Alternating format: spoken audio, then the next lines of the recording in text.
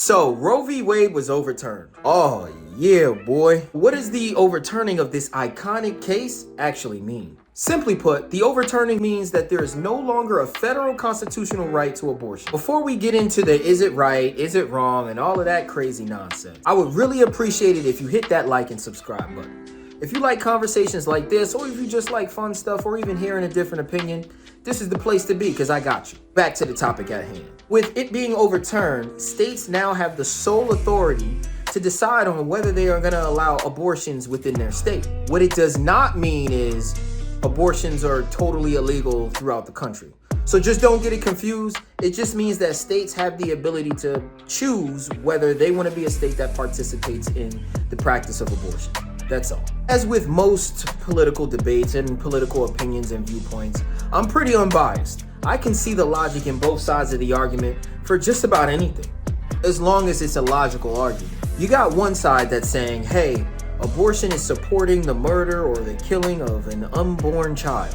Then you got the other side. Their mindset is, hey, it's my body, it's my choice. I should be able to choose to do whatever I want to do with the body that belongs to me. Quite frankly, they both have a point. Allow me to share a different perspective. The government as a whole is not designed to support you as an individual. Therefore, the government is going to make decisions that are in the best interest of the government. Not you, not me, the interest of the government. With this in mind, the government has to make decisions to sustain itself.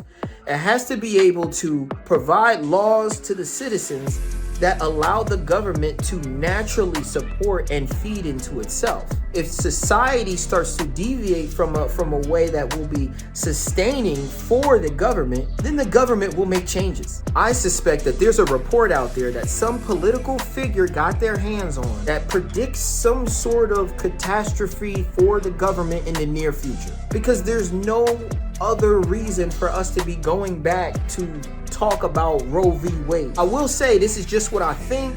It's not a fact. This is just what I think. And you can share in the comments section about some of the things that you think. Back to the point. I believe we set our expectations way too high when it comes to the government. I'm not a person who's anti-government or anything like that. That's just not the type of guy I am. But I am understanding it is not the government's job to sustain families.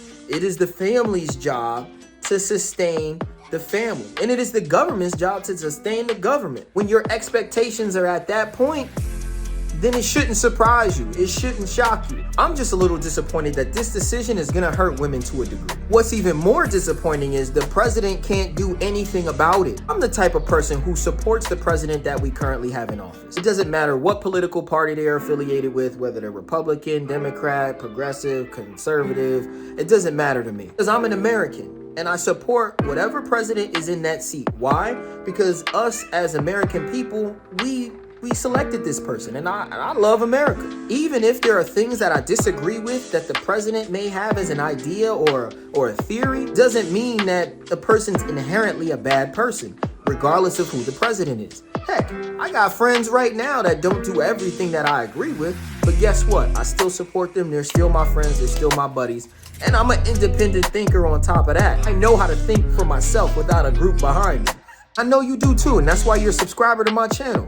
What also makes it disappointing, he's the president of a country, and he does not have the power to change or put out laws as he sees fit as the president. And it's just the way our system is set up. It is what it is.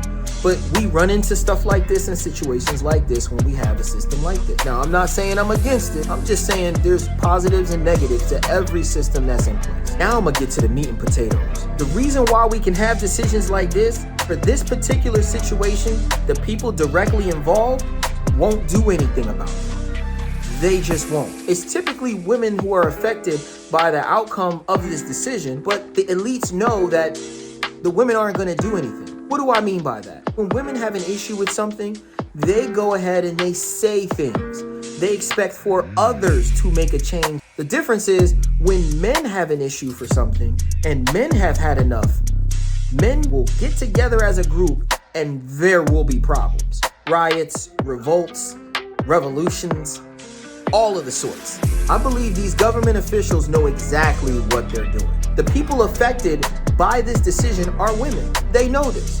But they also know that there are fewer and fewer women becoming married. If you have a woman who's unmarried, then she doesn't have a husband who's going to be willing to die and go to war for her. While a woman will go out and protest and be peaceful, it's still with the expectation for someone else to make a change. If they don't care, they won't make a change.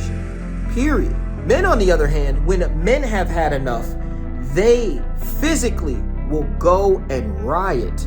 They will do something. Government as a whole does not care about you as an individual. They don't care about your family. They don't care about you and your kids. What they care about is creating an ecosystem that's self-sustaining for the government so the government can remain intact and functioning properly and profitably. I'm not anti-government, but it is what it is. But hey, tell me, what do you think about the Roe v. Wade decision? Are you for it? Are you against it?